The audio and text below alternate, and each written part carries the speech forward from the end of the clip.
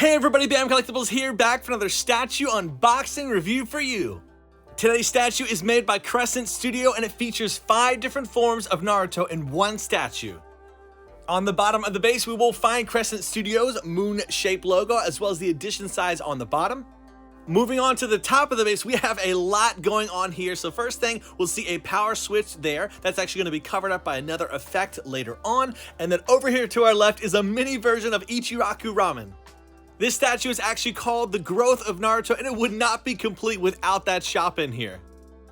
On the other side, we do have the main Hokage building. These spikes that go on the top are sculpted separately. We'll go over those. Some nice foliage as well all throughout the base. And then we'll see the Hokage mountain spinning around the center. They even managed to fit in a little hideout shelter. And then we have the micro USB power that goes in the back. This statue is definitely at its core an artistic interpretation of many aspects of Naruto's life and also Naruto the series. If you look closely at Hokages 1 through 4, you'll see this bluish paint tint that's on there. No, Naruto didn't vandalize these. There's actually a purpose and reason to why they are colored the way that they are. At the very center of the statue, you will find this giant Rasen Shuriken. This notch is how it will connect to the base, and on the front we'll see all sorts of whirlwind effect pieces. They have lots of colors going on too, right? Green, blue, purple, got some clear and white shades on there. And these 3 pieces were sculpted separately. Now, one of the things I'm most impressed about with unboxing this statue, there's probably over 50 different pieces and absolutely no breaks at all. The packaging for Crescent Studio is amazing. It all makes sense now as well why that bluish tint is on the Hokage faces, because it's kind of just glaring down from the giant Rasen Shuriken. As I mentioned too, those 5 little spikes that come out of the top of the building were sculpted separately, so we'll key those into place here. Spinning it around near the ramen shop, they actually have this random metal or aluminum shuriken they sculpted, so there's that. Looks nice, but it is kind of random and just sticks right into the rock with a little bit of blue tack.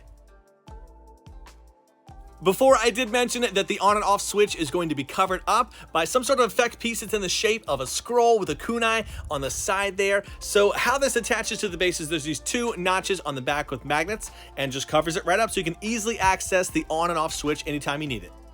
Something fun to look forward to is this statue has not only some epic LEDs, but it does play some music.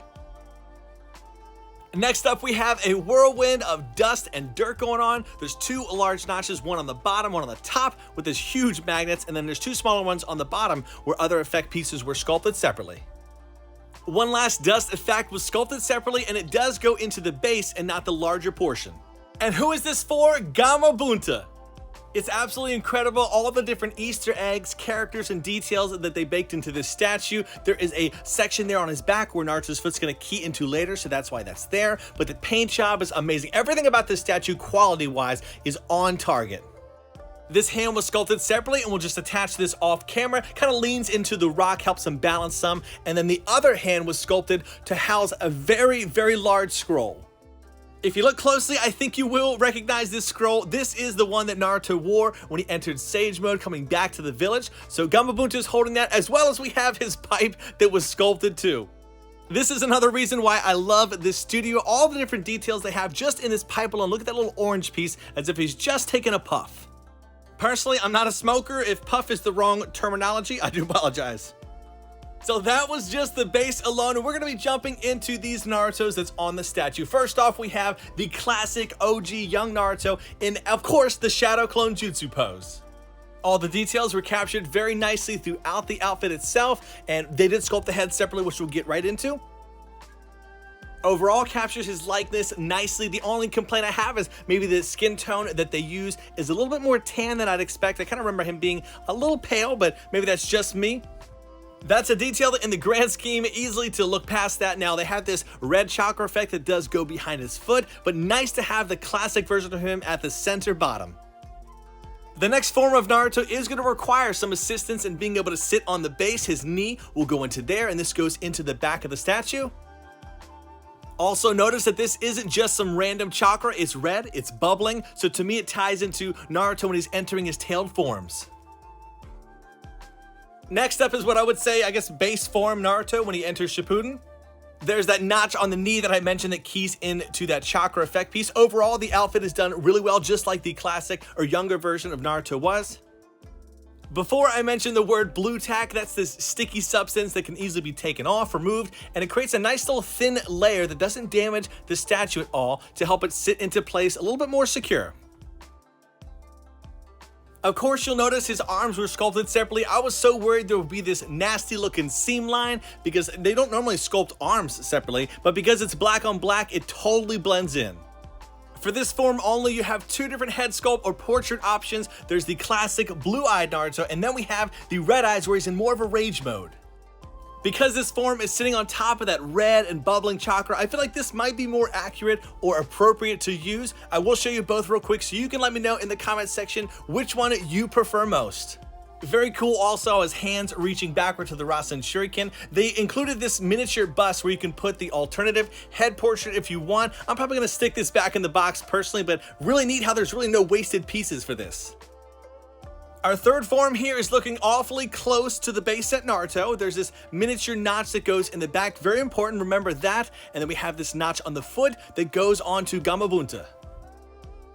As you probably guessed, this is going to be Sage Mode Naruto. Here's the cloak that was sculpted separately. There's that notch that's going to slide into the back, so no magnets or no way that it keys into, just kind of friction alone. Paint job is so gorgeous. Those black flames were done nicely, and then they have the arms sculpted separately for this one. I'm just going to key them into place because when I slide it in, everything already needs to be pre-installed. Very easy to install, just slides right in, and for his portrait, he's actually looking off to the side. It'll make sense when it all comes together, but because of the angle and where he sits on the statue, it does have to be positioned this way. If ever there was a statue in my collection that needed a turntable as it's being displayed, it's definitely this one. So many angles to appreciate. To celebrate showcasing such an epic statue, we have 4 Shattered Truth packs. At this time, they are very hard packs to find, probably around $40 or $50 per pack. Why, you might ask? It's because this set is the one that has the full art card of Itachi Susanoo. Speaking of which, there he is sitting on his throne. Now, the stakes are pretty high for this one. There's also some other super rares that are included in this set, but we'll see if we can pull one. Probably, if I pull one super rare, I might stop and save some of the packs for a later time. And for our rare, we have C4 Form of Deidara. That is actually very perfect because I have a Cartoon World Battle Damage Deidara that's going to be coming in the next few months. So, I might actually send that away to be graded so I can have that sit next to the card. That'd be perfect if I could do that. And, a reverse foil for him. What are the chances that I pull both of those? You know what? I guess I'm going to be sending both away and see what they both get. In my future videos, look forward to seeing, some of these cards that I do pull sometimes. I'll send away for grading so you can check it out and see. Here's our rare for that pack. Not gonna lie, getting pretty nervous. There's no guarantee that we could pull a super rare for these packs, so you never know what you're gonna get. And we have Sakon and his brother as the reverse holo, so no hit for this one. You will notice that some of the common cards do come in full art, like this one right here, so really neat thing that they had in this set. Last pack for today, nothing too crazy was pulled. I will be sending away both those Deidaras for sure though. I'll probably sell the duplicate. Just check my social media if you're interested in picking up one of those when they come back. And then we have a Madara's Eye Jutsu card, a full art Hashirama. No freaking way! I did not think we were going to pull any super rares, much less the actual chase card for this set. I'll be right back real quick because I forgot to grab sleeves. I wasn't prepared.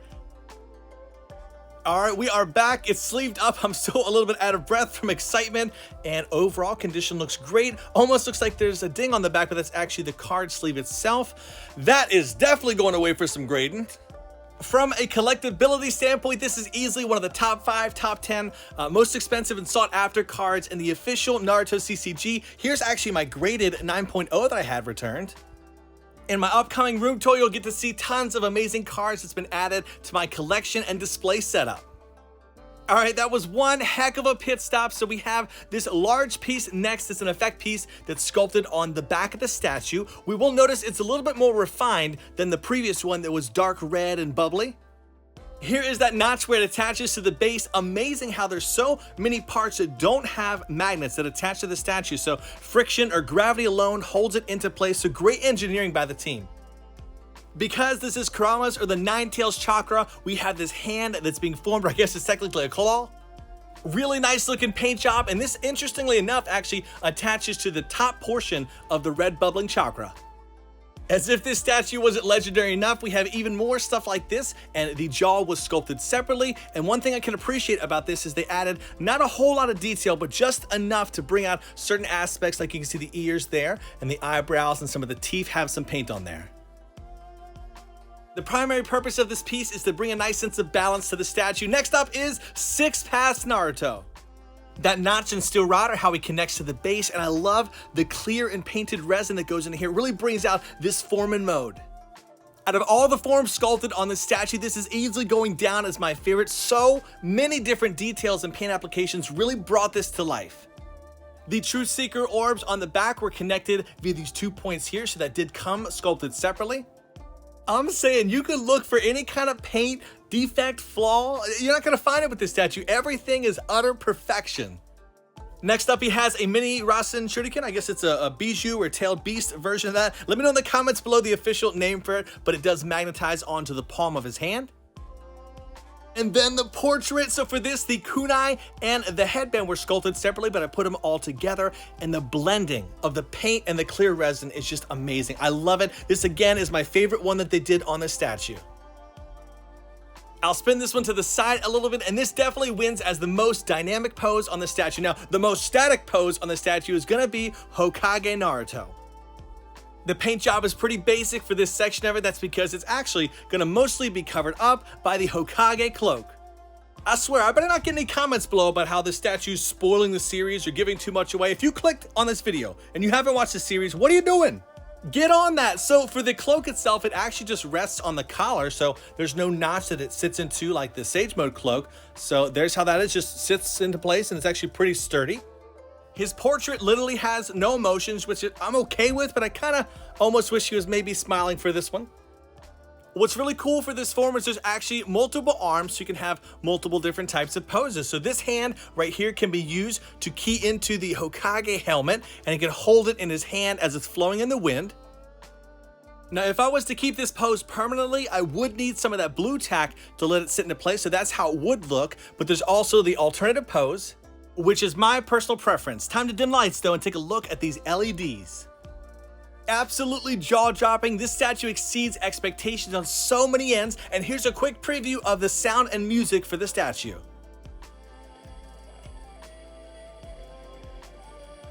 Unfortunately, the sound and speaker quality is not the greatest, but it's still a neat little feature to bake in. That is it for today. If you enjoyed Crescent Studio's Growth of Naruto statue, I think you'll also enjoy this amazing Sasuke piece. As always, I'll see you in the next one. Do what you love and love what you do. Bam out!